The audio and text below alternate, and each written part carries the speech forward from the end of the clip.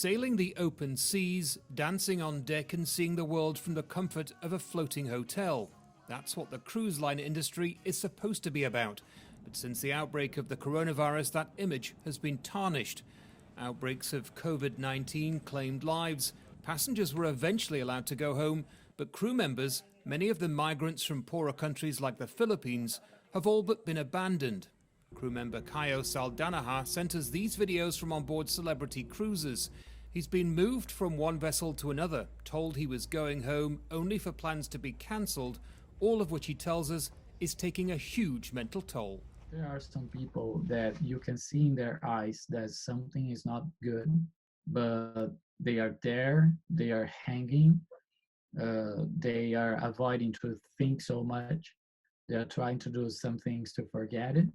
There are some people like me that are speaking out. They are awake of the situation and have something to say and wants to do something not only for me but for everybody. It's thought that at least 7 crew members have died from COVID-19, while over 500 have been infected by the coronavirus. Cruise line companies say they're steadily repatriating staff, but the process is slow and complicated. In April, the CDC banned cruise ships from US waters until at least late July.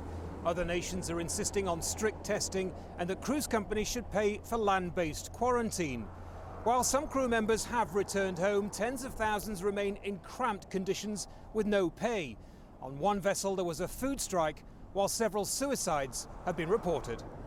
Lawsuits are now being filed on behalf of crew members in what some legal experts say is bordering on a humanitarian crisis. I've used the term that cruise ships are floating sweatshops for years. Not only is the situation bad enough for them that they're thousands of miles away from their families, they don't know what's going on, they don't know when they're going to get home, they're not necessarily being paid, but they're being threatened that they can't speak out. I mean, you really couldn't think of a worse situation for these crew members. Caio, here in happier days as a cruise ship DJ, told us he never wants to work in the industry again. For now, he simply wants to speak out for others. You feel that you were lied to, that you don't have any value as a human being. You are just a number. Right now, we need to think about our psychological health. Getting crew members off these ships has been complicated by nations closing ports, strict restrictions and lack of coordination. But many say the industry could and should do more for loyal staff facing an increasingly desperate and dangerous future.